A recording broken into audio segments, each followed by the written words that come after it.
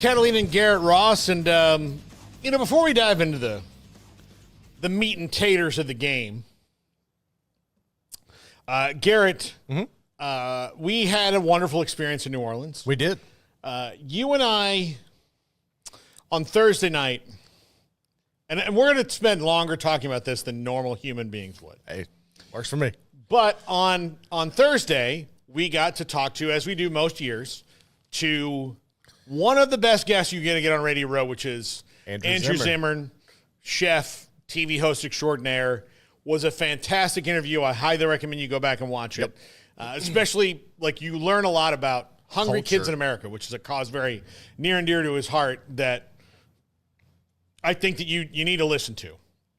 In the era of political division we are in, it is a bipartisan issue that neither side seems to care enough about.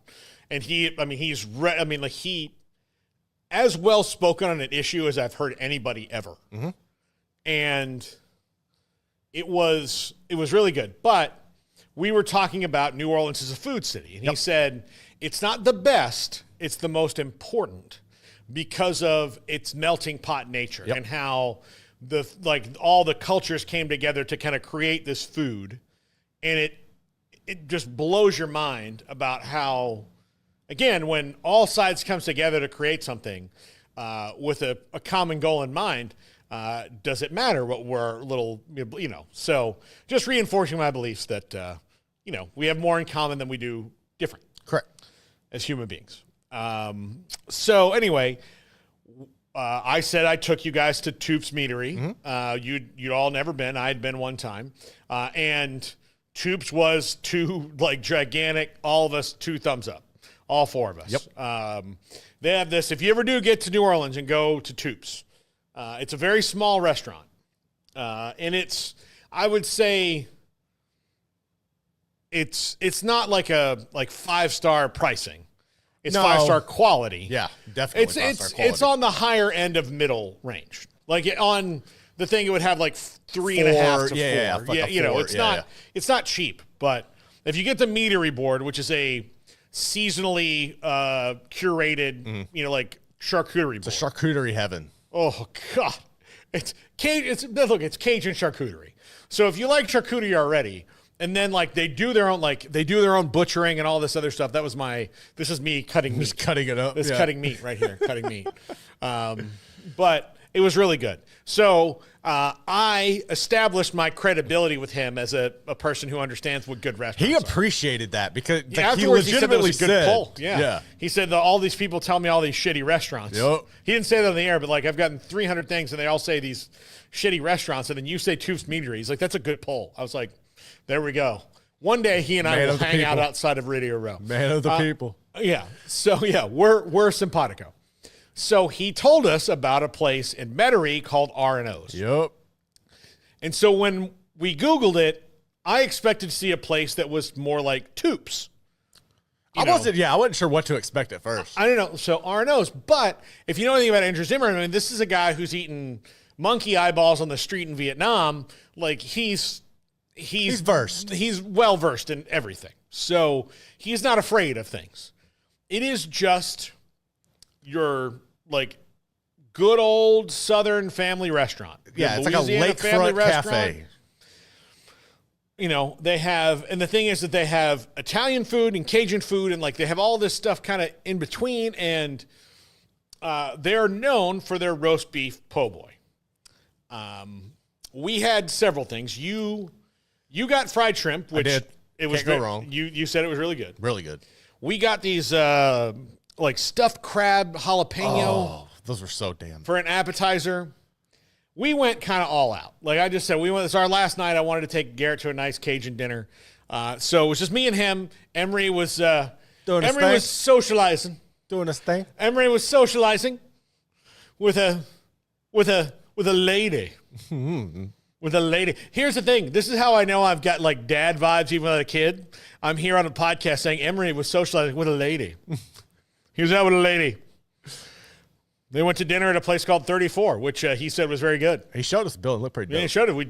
We drove past it in a frantic dash. Yeah, we did. On Friday. Oh, my God. So But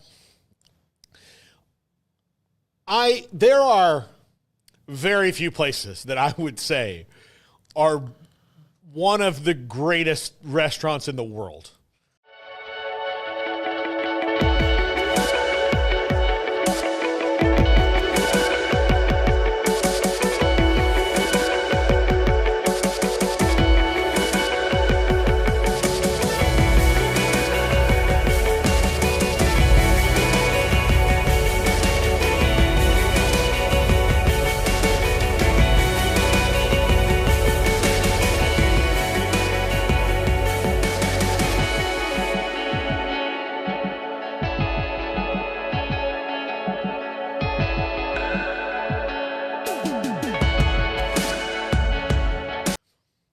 And most of them would have some sort of like fancy thing that you can't, but the best things I've ever had are like the charbroiled oysters at Drago's or Franklin Barbecue in Austin. That while that's expensive, don't get me wrong, it's expensive.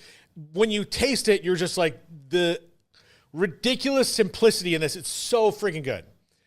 If you go to New Orleans, or if you just go to Metairie and don't even go into New Orleans. But if you go to Metairie and you don't go to R&O's, if you go to New Orleans, you are shortchanging yourself. Yep. The best po' boy I have ever had in my life. And this is a boy who's shoved a lot of po' boys in the food hole. Okay? It was so good. I couldn't finish it all because we also got these gravy fries. Yeah, those were like... I just thought it was going to be like a normal order of fries. Hell no. It was a mound like this. I mean, it could have served 8 people. Easily. There were 2 of us who we ate. Like we had about a 3-person sharing of it, to be honest. But the roast beef po' boy at R&O's in Metairie was nothing short of alchemy and magic. I don't know how it happened. There was the original. It had like ham and cheese on it and the roast beef, like gravy. Oh my God. I never asked you this. Did you ever get the banana pudding? How are the bread pudding? How was that? Pudding. The bread pudding was good. It was good. I should have gotten what you got though, because I've had bread pudding before. Let me tell you. You had king cake cheesecake. King cake cheesecake was so badass. It was, I was kind of nervous because I like bread pudding, but I'm picky eater, so I don't want raisins. And I knew like it's going to have raisins. But when she offered me that, and that was the best cheesecake I've ever had. Okay. Honestly, if somebody called me right now and said, hey, in April, I just want to go to New Orleans for 2 days and eat at like 4 restaurants, like I'd be like, yeah, let's do it. Like we can even live on Saturday night. Like we can just leave on like Friday morning, lunch, dinner, Saturday, breakfast, lunch at R&O's, which it's probably better for lunch than it is for dinner. Yeah. Because they don't stay open that late. Yeah, the hours caught us off. If you're going, be sure you're there before 8 p.m. Yeah, they were great to us because we got there at 7:55. Yes. And we were like, oh my God. Well, so we'll call our Uber. We'll call an Uber. We'll make it to go order. We'll get out of your hair. So they're like, no. They were so sweet. And there were other people who were in there like that left literally right as we did. So they were so great. So I cannot recommend R&O's in Metairie. Andrew Zimmer, like I had a good pull with Toops. Well, there's a reason. Like he's the man. There's a reason he's the king. It was so awesome. Unbelievable. And the next time I see him, I'm just going to hug him and say, thank you for R&O's. Yes. Thank you for alerting me to that. Because when you find true beauty in the world, you have to celebrate it. Got to. You have to celebrate it. So, and I am very proud of myself that of all my trips to New Orleans, this was the least rowdy. I maybe have hit a spot in my nearly 45 years where, we never even went to Bourbon. No, I've been to Bourbon Street 1,000 times. Didn't need it. I didn't need it. Here's the thing. I would like to go to the French Quarter. I would like to go to the Old Absinthe House because that's a legendary place. Yeah. Teddy Roosevelt drank there. Babe Ruth drank there. Like, heck, Andrew Jackson might have. I don't know. Like, it's been on Bourbon Street since there was a Bourbon Street. Since Napoleon was rolling I around. like to go to the other streets in the French Quarter and the nicer parts and hang out on the more sophisticated. Yeah, like the not showing your titties for beads part of Bourbon Street. Not that there was a time in my life where I loved the titties for beads part of Not a Bourbon bad Street. policy. But as a married man now, Yeah. You've seen them. But why? Here's the thing. Why get myself worked up? Yeah. There you go. Now you're thinking. I mean, what? To what end? To what end does this benefit anyone? None. Just a napkin. Yeah.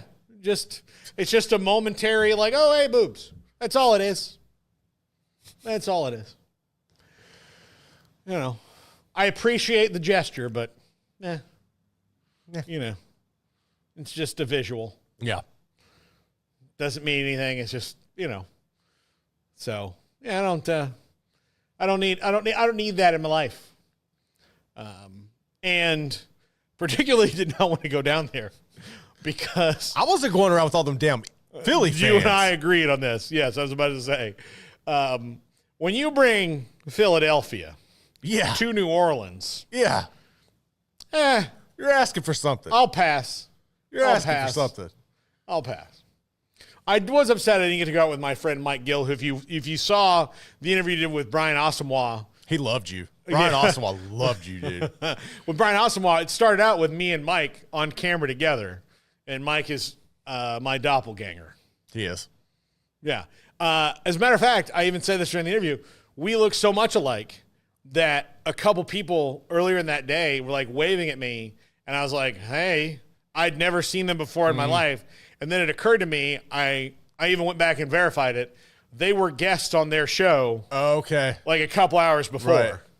And so that's why they're waving at me. And I'm like, oh, all right, well, we're not the same guy. He's also we're wearing completely different clothes. It wasn't like the day we were both wearing maroon polos and jeans in Miami. And that's when it occurred to Q. Why does this guy remind me of someone? Because well, I mean, the other day too, y'all were during that day, y'all were both rocking the same navy blue. I mean, he had this West Virginia shirt on and stuff. But yeah, that was pretty funny. Yeah. So, anyways, but as we wind down, I mean, I guess it would be responsible as a sports talk show to talk about the X's and O's of the game. Saquon here's the other thing that happened to the Chiefs defense. They sold out to stop Saquon. Believing they could contain everything else, and they couldn't. Nope. Jalen Hurts just made him pay for it. He every time that they brought a blitz, he kind of not every time, but he just found it. A.J. Brown had a great game. Yep. And what's funny is on the first drive, ticky-tack call on A.J. Brown. That was some and the whole stuff. oh, here we go with the Chiefs and the refs again. I'm glad that got fixed quick. Then ticky-tack call on the Chiefs on the next drive. So it kind of balanced itself out. And the refs, this is why they were there, they did not make themselves part of the game. After that, they didn't. Yeah, after early on, you're like, okay, here we go. You have two ticky-tack calls. You're like, let's get with it. Let's call the things that are there. I don't believe that the refs were intentionally helping the Chiefs. But they fed the narrative. But they kept, part of the thing is the Chiefs kept getting breaks because of it, and part of it is because the Chiefs are really good at selling it. Well, it's like the NBA. If you have a LeBron or something, they're going to get the call. Patrick's going to get a call naturally. Yeah, exactly. It's going to happen. He's getting the calls. And he's earned it. I mean, it is what but it is. The bigger issue isn't, hey, for those, especially for 15-yard penalties like that. Yeah. That's where the expedited replay has to come out and be like, no, that wasn't roughing. That was not, yep. Yeah, I know you thought it was, but it's not. It's not there. Pick it up and wave it off. Mm-hmm. It's fine. No one's the team that thought it was roughing will be mad, but they'll benefit from that same. It's one of those things that's mutually beneficial. It'll come back around to you. It'll come back around to you when the same thing's going to happen. Right. Probably in the same game where you barely run by a quarterback. The referee looks away for a second. He hits the ground really hard because of whatever reason, and they're like, oh, no, that's got to be 15. Look how hard he hit the ground. Well, he tripped over his guard's leg. Right. That's not the other guy didn't touch him. He just tripped over his own player's feet and hit the ground hard, and you weren't looking right at it. and you assumed it was a penalty, that's where the expedited replay is like, no, left guard stepped on his foot.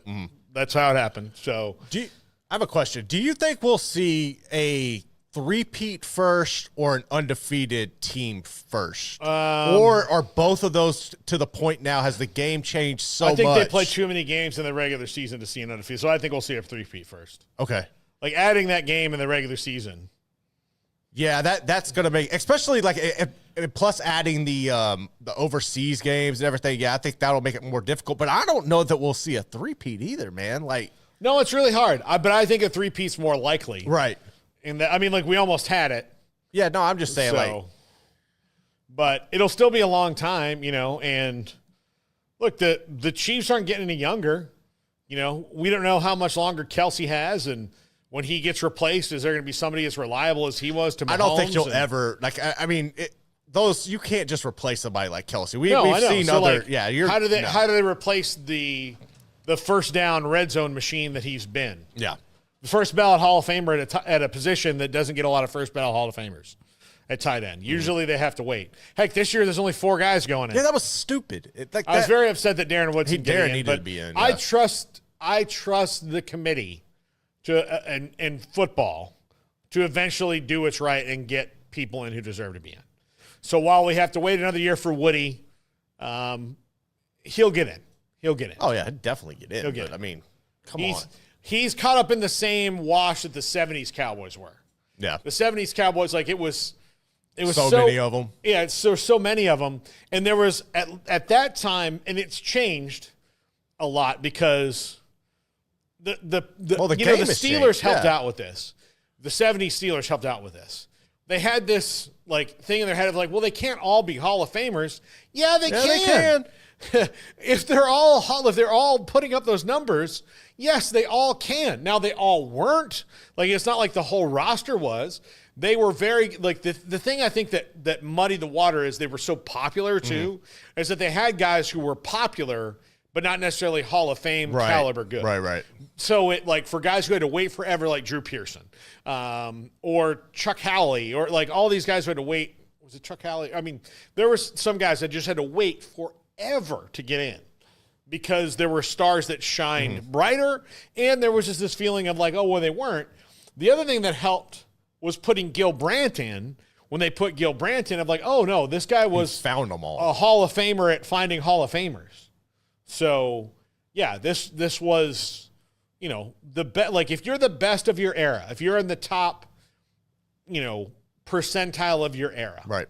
And wide receivers have muddied this water a little bit for their own position because, they weren't as big of a deal as they are now in the past. So there's going to be more that are in the upper echelon of their era. Like right now I can list off, compared to like 1985, I could probably list off 7 wide receivers that are were Hall of Fame potential at this point in their careers. As where right now, I can probably list off 12 in the NFL when you talk about Chase and Jefferson and Lamb and, Tyreek Hill and guys like that. Like I can just go on and on and on and on of receivers that are Hall of Famers, like Hall of Fame caliber talent. Now they've got to complete a career first. But right now, Hall of Fame caliber talent. Amon-Ra St. Brown, I think, has Hall of Fame caliber talent. Keenan Allen, in my opinion, is towards the end of his career, and he's Mike Evans. Like what? Mike Evans. Mike Evans. So there's more now. There's less Hall of Fame caliber running backs because of that, because of the statistics, 1, and 2, because the league is dumb. But we're about to probably see a renaissance in that, I think, especially because of Saquon and Derrick Henry. So what have we learned from this NFL season? 1, the Eagles and Chiefs know how to build teams. The Eagles probably better than the Chiefs right now. And the Chiefs, I think, the team they reminded me of a lot was the last Tebow team at Florida, where they just kept winning, but it was harder for them. And not that they weren't enjoying it. Distractions. But it was harder, and everybody wants them to lose. Just like everybody should want the Gators to lose all the time. Yes. But everybody wanted that Gators team to lose. Everybody was sick of Tim Tebow, just like everybody's sick of Patrick Mahomes. more justified in the left-hander's case. Yep. No, but like everybody's kind of sick of it. Like you're over the whole thing, and I mean, is that fair for most of those guys on that team? No, that's just the perception. And then eventually, you ran up against a team that was the next thing, and for Florida, that was the first time Nick Saban had put a team together. That was at Alabama, at least. That was when he had his team at Bama, and then they went on to win. But you remember the famous and very beautiful scene of Tim Tebow walking out to the front of the sideline so everyone in America could see him cry, which I really appreciate. It's the nicest thing he's ever done for me. And the best thing that Nick Saban's ever done for me. So, I mean, that was a nice gesture on both their parts. I mean, so little did people think about someone not involved in the game at all, like they both did there. But roll them out to, like, you remember that moment because that was the end of Florida's dynasty. Yep, that sure was. They haven't been anything since then. Now, I don't think that's going to happen to the Chiefs. I think they'll be right back where they are because their front office will go, all right, let's address this. We got to fix this offensive line a little bit, make sure that everybody's get some more depth there. Deal with, whatever's to come and some of the guys who may be gone. But, you're going to have your coaching staff back. You're going to have Patrick Mahomes back. You're going to have likely a suspended Rashee Rice that'll be back in the middle of next year, but that gives him more time to come back from his knee injury. You'll have Xavier Worthy year 2, and year 1 was pretty damn good. Yeah, remarkable. Yeah, so you maybe can get back to some of that. Just let Mahomes out-throw you, and he can run under it. They'll probably bring back Hopkins or Juju Smith-Schuster, if not both. The running game, maybe more of a commitment to it with Pacheco if he's healthy all year, which he wasn't this year. I'm sure they'll bring back Kareem Hunt, and they'll draft somebody. They'll draft somebody at 31 that turns out to be one of the best players in the draft. The only time that hasn't worked out is Clyde Edwards-Helaire, and they still won a Super Bowl with him. Yeah.